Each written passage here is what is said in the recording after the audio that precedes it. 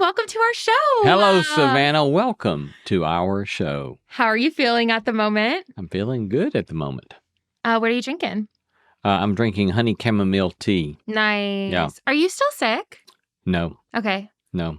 I feel like it was up and down there for a sec. It was. Yeah, I had a nasty respiratory bug of some sort for about a month, and so stay away from those things. Did you take any medicine? Yeah, a lot. Yeah. Like the big kind? Did I take any medicine? Yeah. I took the little kind and the big kind. Yeah. Yeah. And it helped. Yes, it did. Well, I'm happy you're feeling better. Me too. Thank Honey you. chamomile tea. That feels like a good sick tea, you know? It's a great sick tea. So that's why I was curious. I've learned if you add like a tablespoon of honey and about a tablespoon of lemon juice to honey chamomile tea, it's really great on a throat. Amplifies the flavors. Yeah. Yes. That's iconic. Yeah. I love it. Yep. Lee, I brought more reviews to the table today to read. Oh, did you? Oh, good. Maybe they're good. I don't know. We'll see. I probably wouldn't read the bad ones yet. I just don't think I have thick enough skin for it. So I'll just read. I don't think we've gotten any bad ones. Oh, well. But I'll just read some of the positive ones for now. Ones, yeah. Okay. Kenzie said, this feels like a FaceTime call we've all been waiting for. Do you use FaceTime? I think you're going to have to I know what FaceTime is, but translate. I mean, what does that mean? What's that connote? The FaceTime call we've been waiting for. Is that like a common pop culture phrase? I actually don't even think so. Okay. It's just culture. Like, like all the people. So FaceTime. Do you FaceTime people? Very occasionally. Okay, but I Zoom people all the time.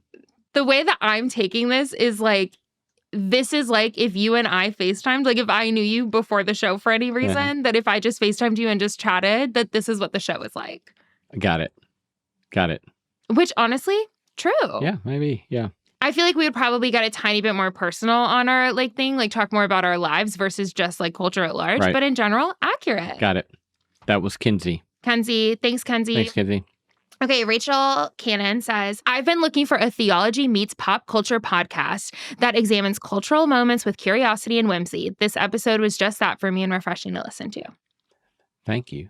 That feels like we've executed exactly what we're trying. Exactly what we're aiming for, yes. And then lastly, from Marge. Love that name, by the way. Who? Marge. M-A-R-C-H-E? M-A-R-G-E. Marge. Got it. Like Marjorie, perhaps. Hi, Marge. Hi, Marge. She said, I love the dialogue between Savannah and Lee, and I appreciate their dynamic that keeps things light while still getting deep. Thanks, Marge. Yeah. Yeah. Just trying to have like a good time over here talking about big issues. Yep. Keep them coming. Keep them coming. We'd love to hear from you. We would love to hear from you, and we'd love to see you at the show. This weekend. Tell us about it. Yes, we would love to see everyone at the show. Skirmerhorn Symphony Hall. Sunday evening, November 23, 7:30 p.m. A grand lineup there in the Skirmerhorn Symphony Hall with Sharon McMahon, Ruby Amonfu, Allison Russell, Dwan Hill, and the Nashville Choir Room. Stage full of outstanding musicians. Going to be great. It's going to be so good. Yep. And for Alicia Enstrom in our string section. She's an outstanding violinist, plays for Ed Sheeran, tours with Ed Sheeran. And she's going to do at least one feature that is like the most beautiful violin piece, I think, of all time. Oh my gosh, that's so exciting. Yeah, it'll be great. Yeah. And for anyone who doesn't know, Sharon McMahon is Sharon Says So online. Yes. I think a lot of people might not know her last name. Maybe not, yeah. But maybe they just call her Sharon Says So. Sharon Says So, yep. And she's America's government teacher. Yeah. She's so brilliant. With a whole crowd of governors, I think they're called. I'm a governor. Are you? Yeah. Basically, anytime Sharon asks for money for various causes, I'm Venmoing her left and right. Huh. Yeah. Every time I'm like, yep. Yeah. I always jokingly say that if the FBI looked at my financial history, that is like the one pattern that I'm consistent on. If Sharon asks for money, I'm like, yep, there it goes. Okay, beyond that, what else are you getting into lately? Are you reading anything? Watching anything? I've always got a pile of books. My wife and oldest son have me watching The Great British Baking Show. Oh my gosh, isn't it so good? It's a very sweet, endearing show. Do you have any favorites? Like favorite recipes or favorite contestants? Yeah. Yeah, I mean, I think generally speaking, like right now with the current season, I like most all of them. There's one I don't really click with. Oh my God. Yeah. I kind of But want to it know would who. be tacky for But I me don't to wanna- say. Because I'm sure someone listening loves this person. I'll find that out off air because I'm so curious now. I love the Great British Baking Show. Yeah, it's great. It's so magical. Yeah. I was a slow adopter, but they finally wooed me in. Are you a slow adopter in general? That sounds like a slight. Oh, God, no, it's not at all. It sounded like it, Savannah. Oh, Are you a slow adopter, generally speaking? Sincerely not how I meant it. I just meant like you're more of a cautious person, I think, in that way. And is that something that like it translates across the board or just with TV shows? I don't think that is an exercise in being cautious. Okay, nice. What is it? I think it's an exercise in I've got so many other things that are interesting to me. Then why would I want to watch people baking in the British countryside? Like, give me a break. Really? And so, I'm slow. But then I say, oh, they've done storytelling fascinatingly well around a baking show. And everyone's a hero. No one's a villain. They never put villains in those shows. No, right. They're just so tender and everyone is so kind. Right, yeah. I really love that about that show. Yeah. It's almost a countercultural show. Stop it. Lee hates the term countercultural, and I'm trying not to use it. But dare I say, there are elements that do countercultural artifacts that we have. Yes. Yep. Yeah, I love it. Well, I just finished reading James, in case you were wondering, by Percival Everett, which I talked about a couple of weeks ago starting. Highly recommend to every human being on this planet. That good. Like one of the best books that I've read. And then who was I with? Lee. I was talking about this book to someone a couple of days ago. And now I cannot remember, but I can hear her voice.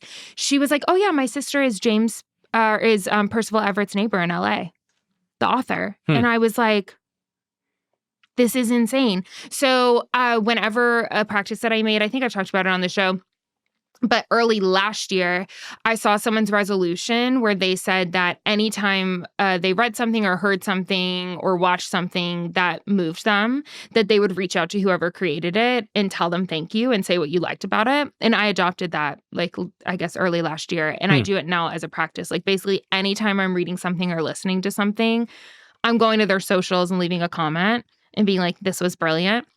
And literally with Percival, I did the exact same thing. Did you get a reply?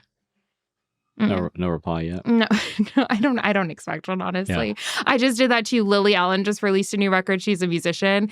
And I found the producer because the production was insane. And I found the producer on Instagram. He has like 7,000 followers, like not a big following. And I literally found him and I was like, I have to let you know how much I loved this record. And he liked the post. And I was like, good. It found him. That's right. That's good. I love that practice. That's great. Yeah, like basically anytime I read or anything, I'll always reach out to whoever it was. That's great. I mean, if I read like Michelle Obama's book, I probably wouldn't. But like for like smaller people who probably aren't getting that affirmation. Yeah. Good. Yeah. Love it. Well, let's start the show. Let's start the show. Welcome to the Subtext, where we go beneath the headlines and beyond the obvious. I'm Savannah Locke. And I'm Lee Camp. And we read those reviews at the beginning of the episode. We're going to start doing that more often because we have reviews to read. Yes. And the only way you can fill the hopper is by giving us more reviews, more ratings, letting us know what your thoughts are. And you can do that on any platform that you listen to it. Yeah, we would love to hear from you. It helps spread the love. And plus, it gives us a great connection with you listening. Exactly. It's wonderful to know they're like real people listening. I know. And that like us. Yeah. It's shocking. Yeah. Well, we don't need to focus too much on them liking us. Okay, Lee, whatever. I can't get into that. At least liking what we're talking about. Finding it profitable, what we're discussing. Exactly. You've got to have the courage to be disliked, Savannah. You've got to have the courage to be disliked. How does every episode come back to my codependency? I don't know, but here we are yet again. Yet again. If you want to follow us, though, for reals, then you can follow us on Instagram, wherever, at the Subtext Show. You can follow me personally at Savannah_Locke, and then Lee at Lee C. Camp. And if you have any questions or suggestions for the show, just DM us on Instagram at the Subtext Show. Just DM Savannah. Savannah directly. Direct on Instagram. And we will read all of your feedback aloud. She sure will. So that the nations can hear. Yes. Okay, so Lee, today I have like a roundup. A roundup. Sure. That's what I'm calling it, Okay. I guess, as Okay. of this moment. What are we rounding up? I just found like a bunch of videos that were in my algorithm and I found myself saving them. And I would email them to myself being like, for the subtext. Like I would have that as a subject line. And there were like 5 of them at one point, And I thought, what if that's the whole episode? Okay. That we just go through these videos. Let's try it. Okay. Maybe someone can review and let us know whether this was a good idea or a bad idea. Exactly. Yeah. Exactly. By sending me a DM. Yeah. That's right. Okay. So we're just going to start with the first one. And this is called Can Christians Watch Love Island? Can Christians watch Love Island? Have you even heard of Love Island? I didn't even ask. I don't know that. I think I've heard of it. It sounds like a more explicit version of Fantasy Island that was on TV when I was a boy. I've never heard of Fantasy Island. What was that? It was a show about an island where you could fly to, on vacation, and you could have your fantasies lived out. Oh wow! Was it a reality show or was it like a? No, it was a fictional drama. Oh, interesting. Yes. Okay, so this is that was on at 9 p.m. right after The Love Boat was on at 8. So it's interesting. The Love Boat and then Fantasy Island, and we're talking about Love Island. I wonder if it has anything to do with the television lineup in the 80s. You never know the threads of connection. You never know the threads of connection. I don't know if that is here, but it might be. Yeah. I don't know what Love Boat was about either. I can't. What do you think it was about? I can't make any connections for you. Was it a cruise ship? It was a cruise ship. Yeah. That we were not allowed to watch that at 8. But we were allowed to watch Fantasy Island at 9. Which is a bit confusing. I don't know why it's cracking me up. I think it's just so sweet to think of you as like a kid. And it also is confusing now that I think about it, that I was allowed to watch Solid Gold at 7. Lee, do you know Solid Gold? No, I've never heard of one of these shows. There were these Solid Gold dancers on the Solid Gold show at 7. And I always wondered, why can we watch that but can't watch whatever's going on the Love Boat? Why were they made of? Were they made of solid gold, or were they just like? Why were they? I think they were playing off of gold hits, and then I should not say any more about the Solid Gold dancers because there's nothing good that can come from this conversation. No, everything that has come from this combo has been so good. I have not heard. I had heard of Love Boat. If anybody looks them up and then just imagine poor adolescent Coke bottle glasses Lee watching the Solid Gold dancers. Yeah. Yeah. It's too much, Lee. Okay. Well, I'm thinking this is probably Love Island is more explicit probably than any of those things, just due to the fact that was like, 40 years ago? Well, you say that without ever having watched the Solid Gold dancers. So true. Yeah. Yeah. But yeah, I would imagine probably so. Yeah. I guess so. Yeah. It's just like a reality TV show. So it's a reality show. It's not like a fantasy fiction drama show. No. Reality TV show that happens like live, actually. It's like a sensation. Live? Yeah, where people like fly out to this island and it's like trashy reality TV, right? So that's just life. Okay, so I don't have to go into Love Island because actually that's not even the central focus of this video, but I do love the fact that we went on to an 80s television rant. Yeah. What network was that on? I don't remember. Okay, because there were only like, what? How many channels were there? How many you think? 5? How many channels were there? If you counted public television. Okay, nice. Yeah. They actually were basically 3 plus public television. Nice. Yeah, and then Fox came in somewhere in my teenage years, so that made 5. And then, yeah. So limited options. Limited options. Yes. Okay, well, what this video is talking about is from an influencer named Maddie Pruitt. So Maddie Pruitt is like a Christian young influencer. Like she's probably in her like mid to late 20s. I've heard of Maddie's name. Yes, and she like came to fame because she was on this show called The Bachelor. Do you know that show? I do know that show. Okay, nice. So she didn't win The Bachelor, but she like kind of got a lot of followers from being on The Bachelor. Okay. And then now she's married to this guy named Grant, and they have 1 kid, if not 2. And then they have a podcast. And on her podcast, she was answering the question, can Christians watch Love Island? So that is the context here. So, and she also brought in the show The Summer I Turned Pretty, which was interesting because Love Island and The Summer I Turned Pretty like feel slightly different to me. That's more of like a teenage like romance show or whatever. Coming of age kind of thing? Kind of like a coming of age thing, her figuring out who she likes, the whole thing.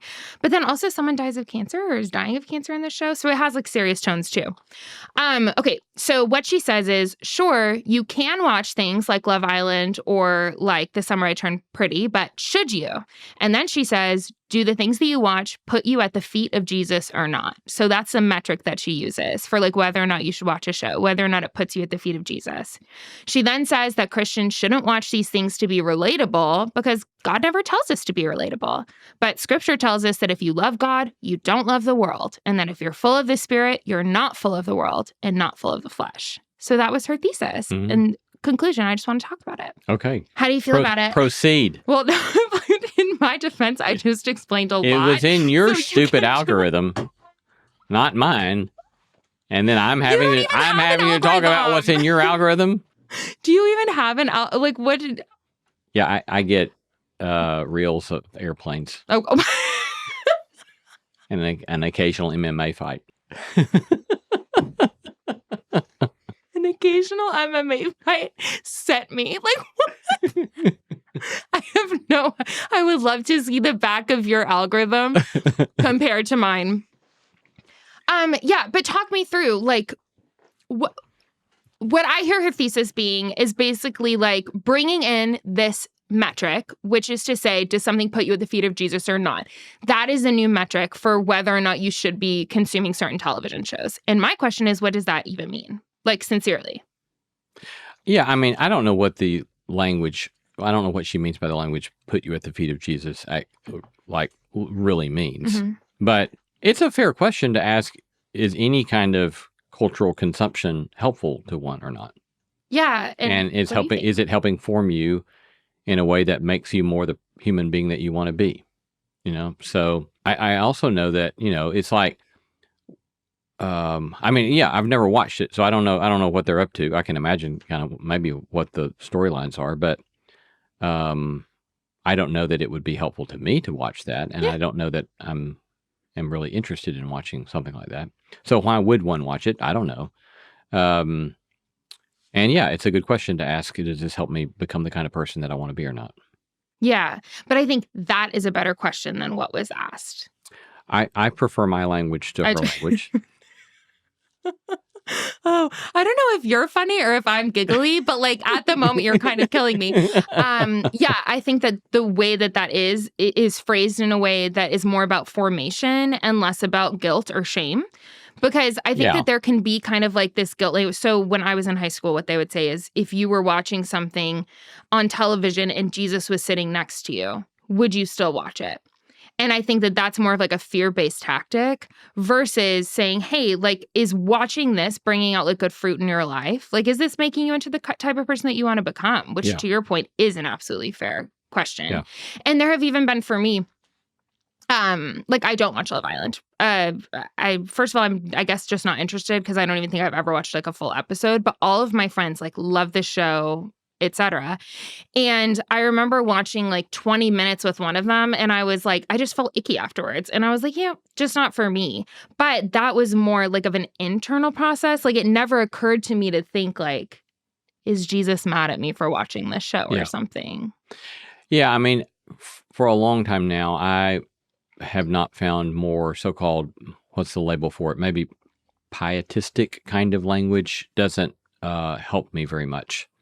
And I feel kind of, I'm just talking about myself. I'm not trying to say anything about people who use that kind of language. For me, it's off-putting in such a way that I don't feel open to a conversation. I feel kind of judged, or even before having a conversation, even if I might generally agree with the trend of what you might be saying, to frame stuff that way, I don't find helpful. Yeah, and I think that was kind of my sense too while watching the video, because I was like, yeah, I've definitely like stopped watching shows before, for sure. Yeah, sincerely because of like what it was doing in me, right?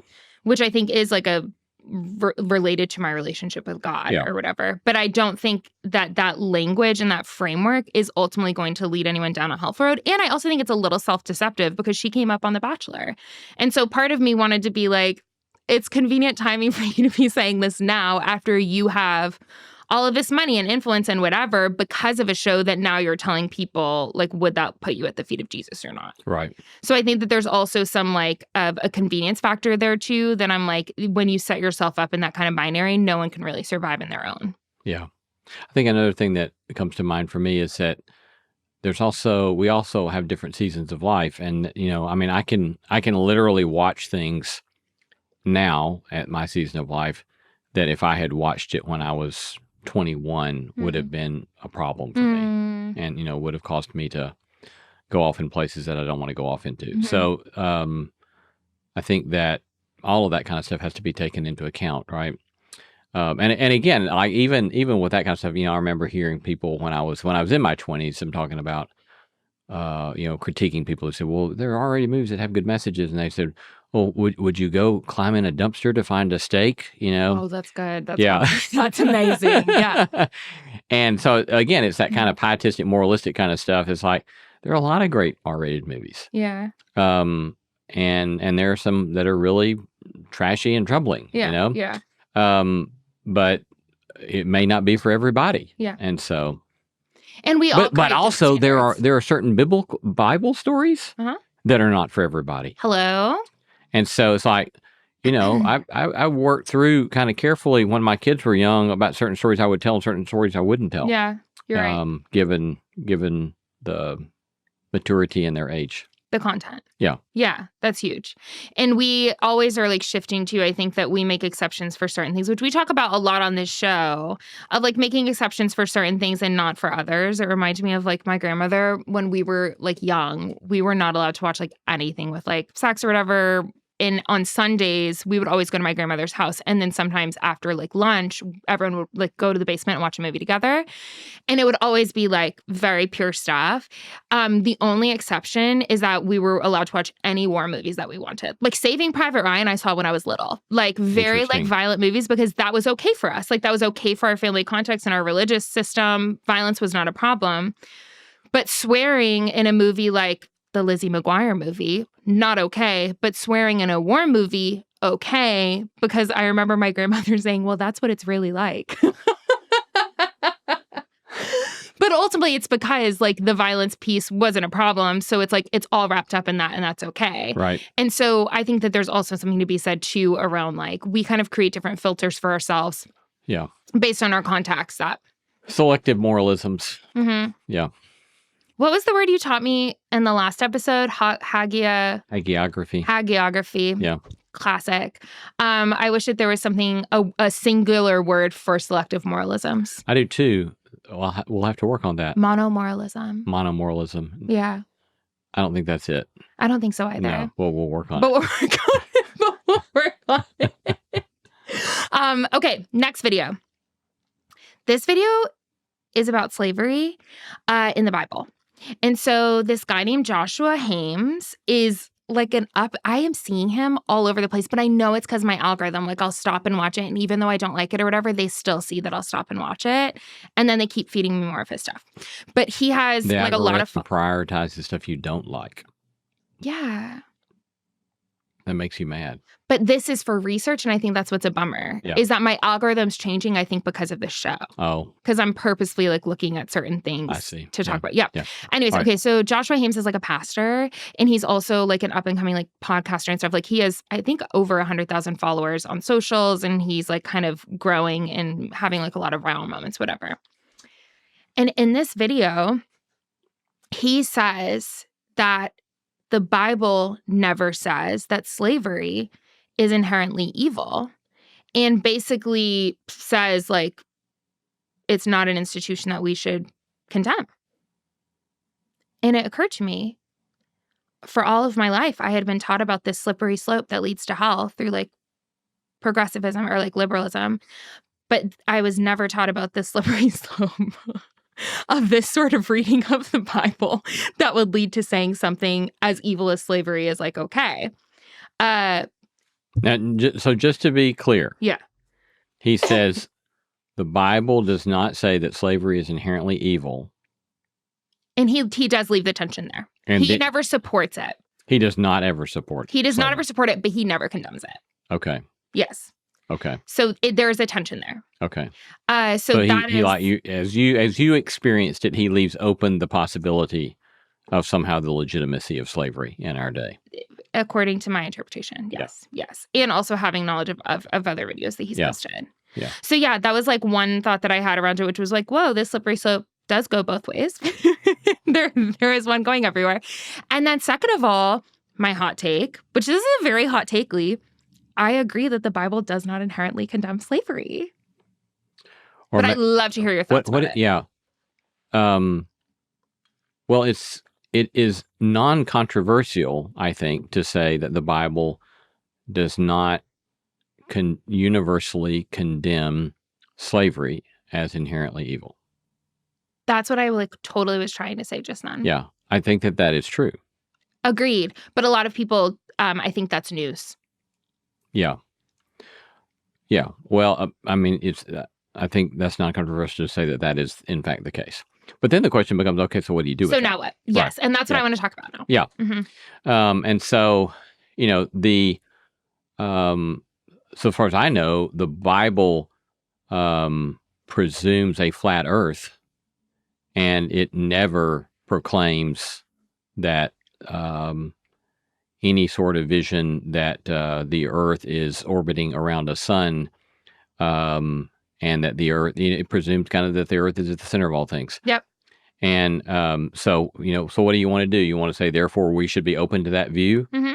Well, no, right. You shouldn't, because we've learned new things, right? And so I think that's the whole thing about history of interpretation is that do you see interpretation of Scripture as this static, fixed thing based upon the static, fixed moment at which the canon closed? Or do you have this kind of notion that we are going to continue to learn new things and see certain things in new ways? Can you talk more about a closed canon approach?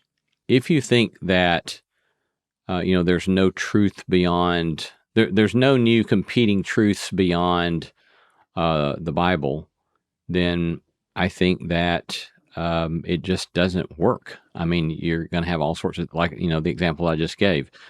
It's not going to uphold, and you can go back to somebody like, you can go back to John Wesley, right, who has the so-called quadrilateral, of biblical interpretation. And he's got experience as one of those points that you have to take into account in interpreting Scripture.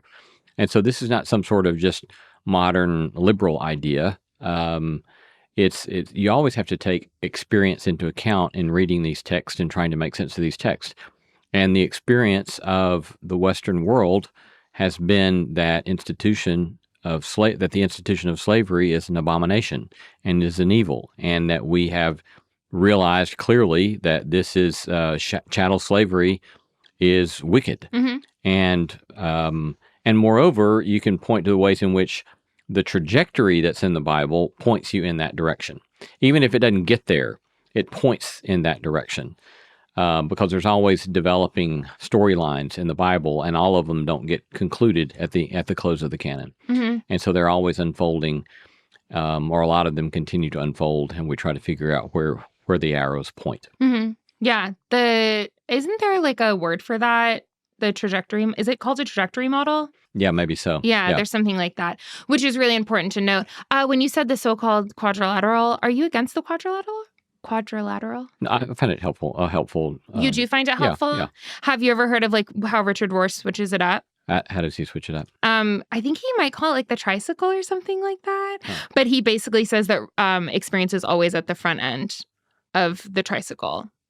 Well, yeah. I mean, it certainly seems that we don't give enough attention to the way our subjectivity is such a immensely powerful element in all of our interpretation. So Yes. to that degree, I think if that's what he's getting at, that seems to make sense to That me. is what he's getting at. Is like whether we like it or not, our experience is always shaping how we think about God. Right. And what we, the determinations we make about our beliefs and whatnot.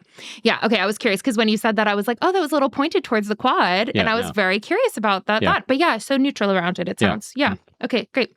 But yes, the trajectory hermeneutic, we'll call it for now, which is that there are some like redemptive tones that are happening even if they aren't completed just because the Bible was a product of its culture.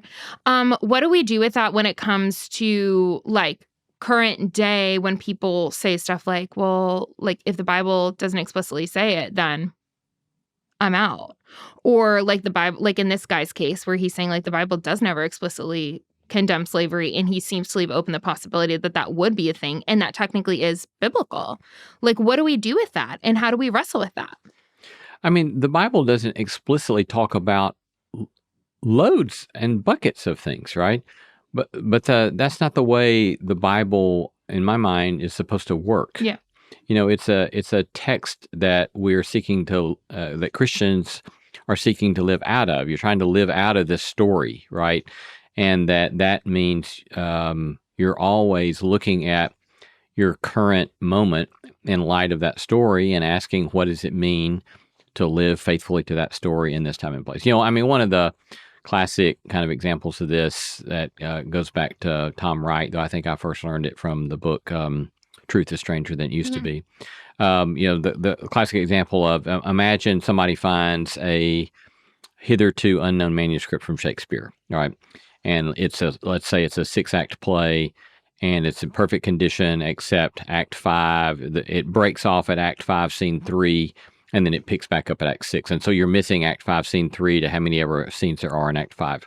You know, what are you going to do? Are you just going to pick Act 5, Scene 2 to repeat over and over and over again until you get to Act 6? Or are you going to faithfully improvise? Well, you're going to faithfully improvise, right? And that doesn't mean that you're not taking the story seriously. It means you are taking the story seriously because you know it has a direction and you're trying to be true to what the story is trying to accomplish. You know the beginning, you know the middle, you know the end, you just don't know this part. And so I think Tom Wright's helpful in telling us this is the way you should think about biblical interpretation, is that you're not looking for some final word about every kind of thing, but you're saying, okay, here we are in a different context, in a different place, and we're trying to faithfully improvise in light of this story in our time and our place. Yeah. Did you read Scott McKnight's The Bible Is Not Enough? No, I've not read that book from Scott. It's so small. Yeah, I seriously think it was like 80 pages or something. That's a classic Scott McKnight title. That is a very good title, isn't it?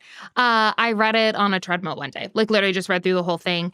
And that was his thesis as well, was essentially like, it's not enough when we're facing our current like cultural moments. Like the Bible doesn't mention iPhones, for example, so or like technology or whatever. And so we're constantly having to use imagination. Right. And that's what he talks about in the book, is like the importance of basically like being guided by the Spirit to use your imagination to have like a Christian vision for what we need to be doing and how we need to be engaging with our world.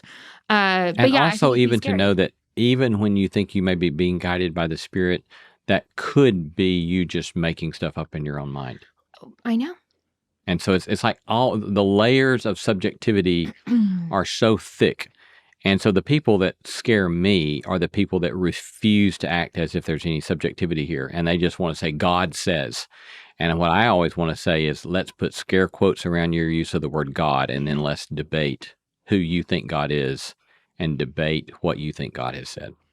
Yes. It's not a problem that we all have subjectivity or biases when we're engaging with the text or with our cultural moments. It's just a fact. It's not being aware of them and not admitting that you have them, where real danger can happen. Yes. And like harm can be done. Yeah, I know. It's kind of a mess. Like, because when I was looking at some of the comments on this guy's video, it was really interesting to see people try to disagree and say, no, the Bible does condemn slavery. And it's like, they're still trying to use the same tool to basically like prove one thing or the other. And I think to be able to, like, Pete Enns, who I used to work for, the Bible for Normal People, He talks about how the Bible is like a wisdom book.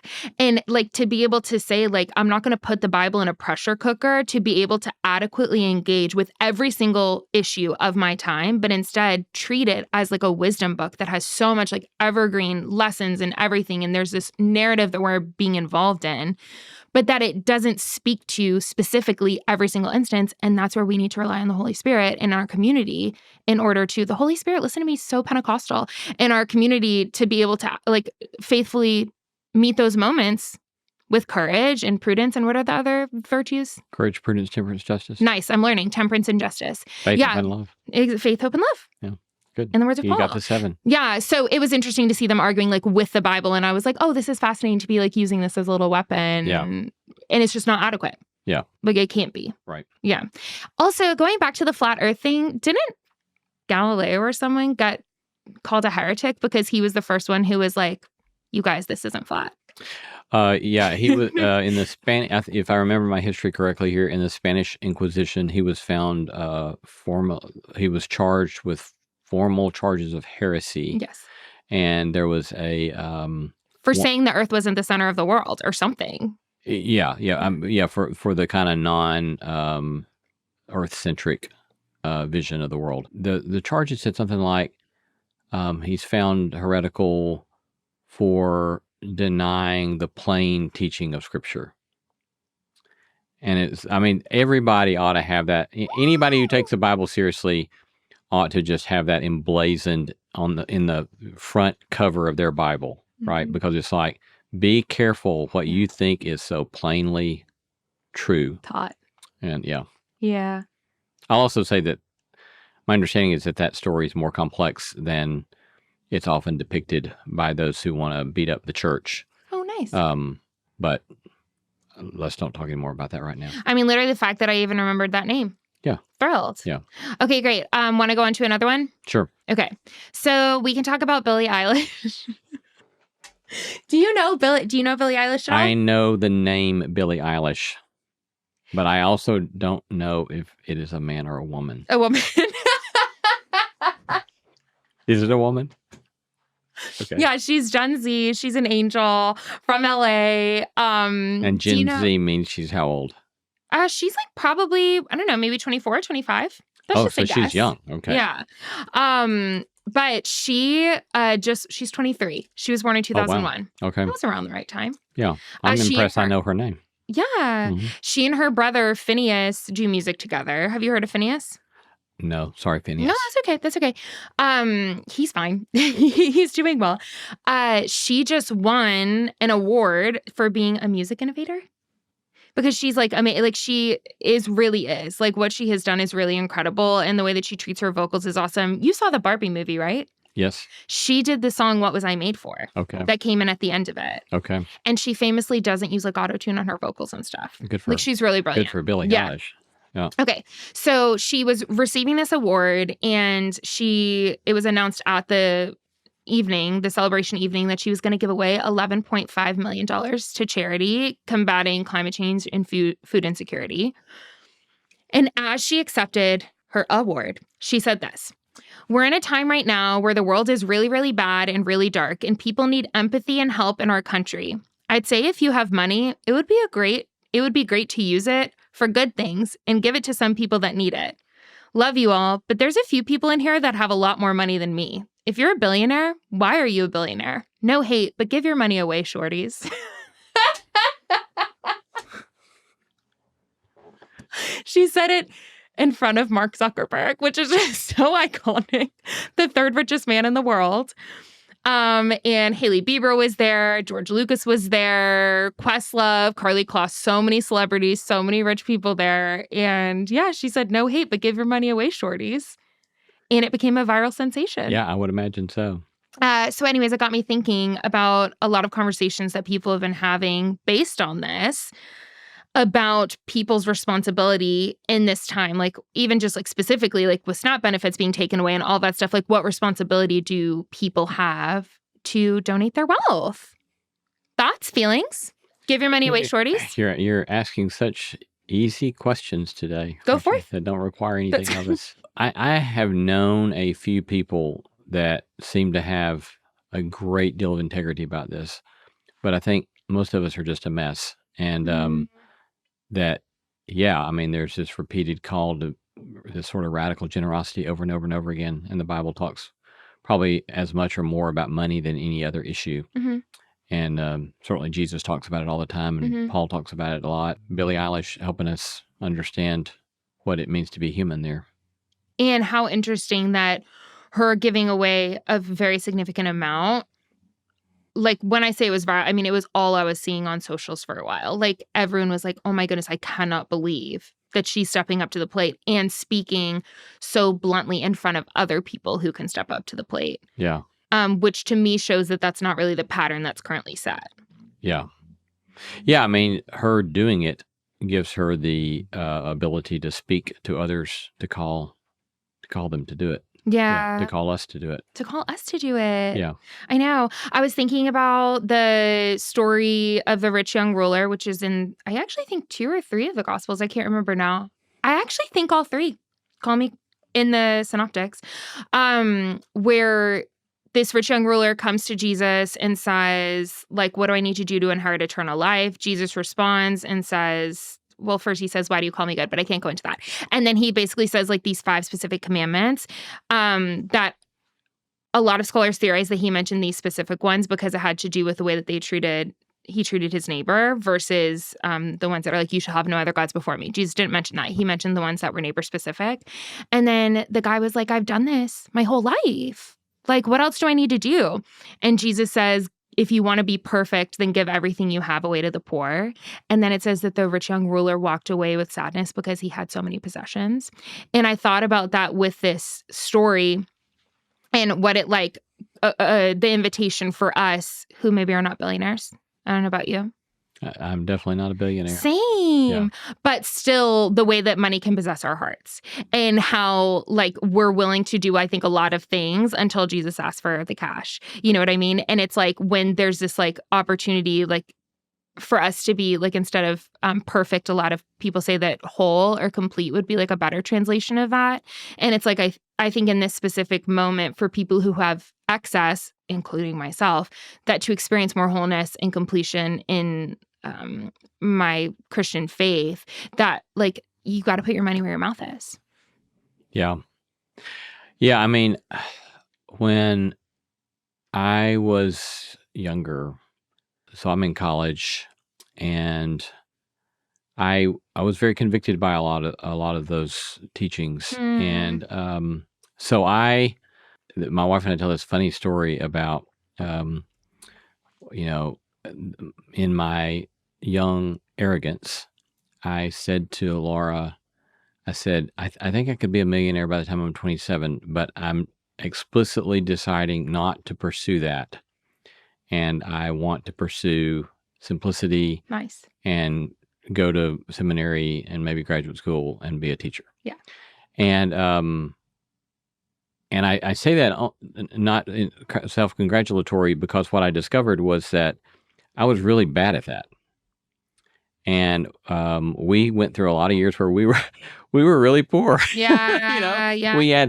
We used WIC for our kids when they were born, and to buy milk. And my dad, when they moved a number of years ago, sent me my tax return. He was an accountant, and he always used to do our taxes. And he sent me my tax return for I think it was the first year our first son was born, and our adjusted gross income was like $14,000 that year. And so we knew what it was like to be poor, and we knew what it was like.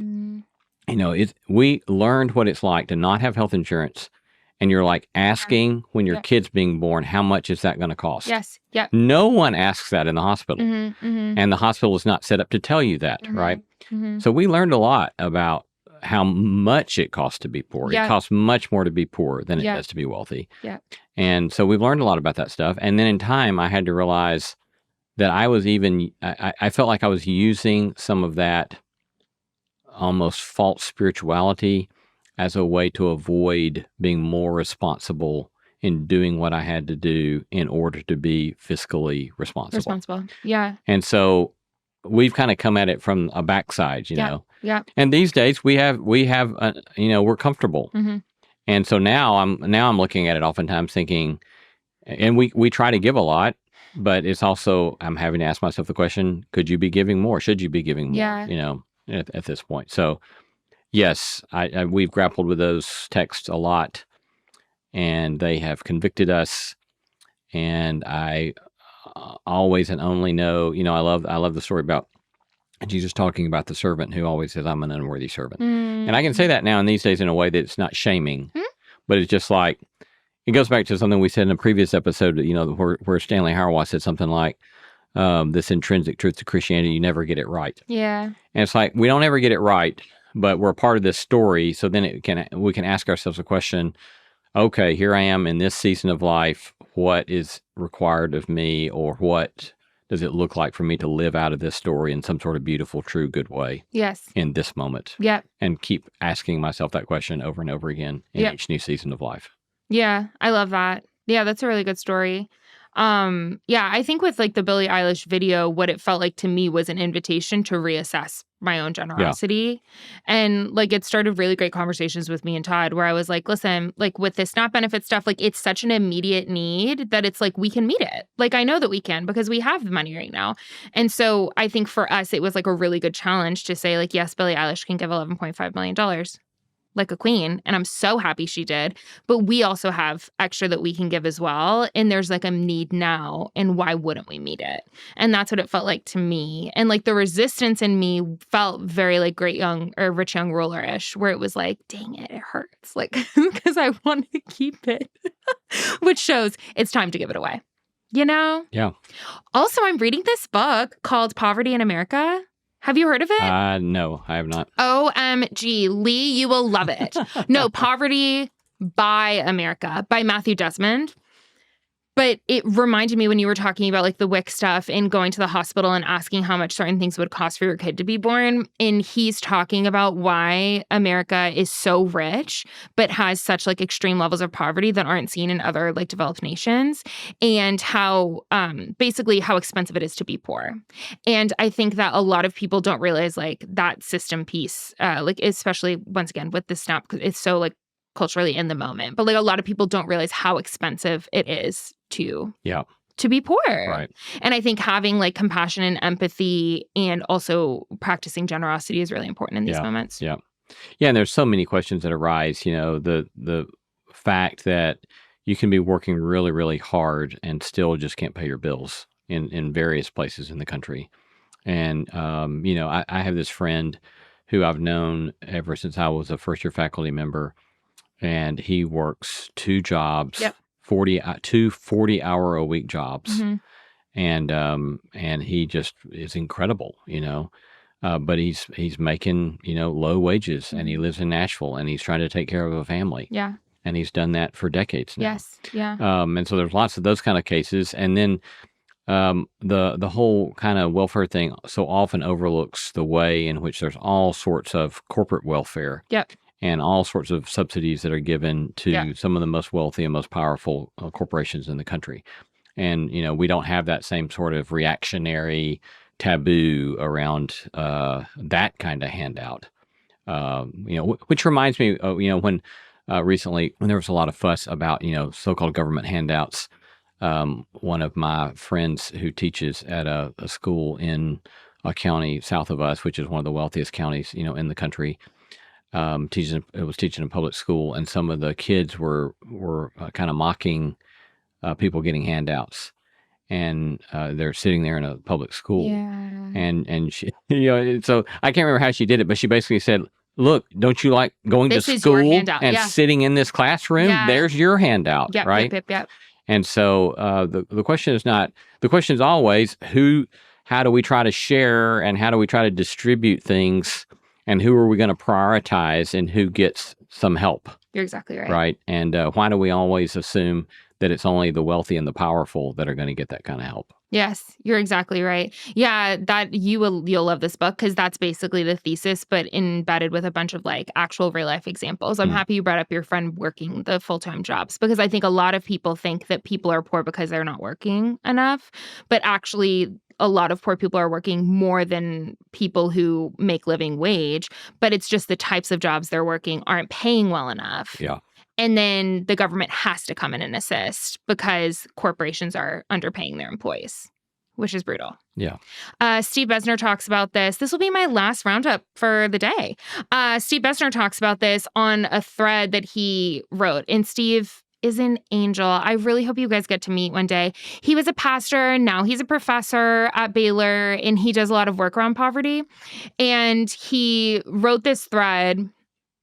I'll just read through it. Number one, if you want the government to pass biblical laws on things like abortion, then why not feeding the hungry? Which I think is a great question to ask regarding like hermeneutics, which we talked about with the slavery thing. Number two, the Bible is filled with laws about taking care of the poor. He said 2,000 verses or so. Number three, the Old Testament Jubilee, which was a cancellation of debt or return of property, was specifically designed to prevent the wealthy from taking so much that the poor couldn't survive. Such an overlooked thing. Number four, being poor does not mean that they are lazy. Someone being rich does not mean that they work hard. And then he said to Google the working poor or Alice income level, which I also encourage you to. Number six, corporations, Walmart, oil companies, defense contractors get tax subsidies every year. So do certain families. Somehow this gets a pass. Tax subsidies are, in fact, government handouts. The system usually allows the wealthy to decide what to do about the poor. Interestingly enough, the Bible has a few things to say about that as well. If you've never been poor, you don't understand how expensive it is to be poor, especially in America, which I think is such a good shift around these conversations that are kind of taking over the cultural ethos at the moment. Yeah. Yeah. I think all of that's beautifully said. I think so too. Once again, would highly recommend Poverty by America by Matthew Desmond to all the people involved. And in closing, Kim Kardashian. This was also in your algorithm? This is my for real last roundup. It's a bonus roundup because it's not serious. Kim Kardashian on her show said that she doesn't think the moon landing's real. Why are we entertaining Do you know this? how many people watch her show? Lord have mercy. Lee, what are your thoughts? I refuse to entertain a conversation about that. Specifically the moon landing or Kim? Kim talking about the moon landing. Okay. Do you really believe in the moon landing, or are you just that against conspiracy theories? Of course I believe in the moon landing. And I think that giving airtime to such stupidity is a waste of airtime. Yeah. It's a pretty big deal at the moment. Yeah. A lot of people are doubting it's real. Lord have mercy. Because of the gravity thing or something. Because of the gravity. Yeah, because the gravity thing. And on that note, we'll end.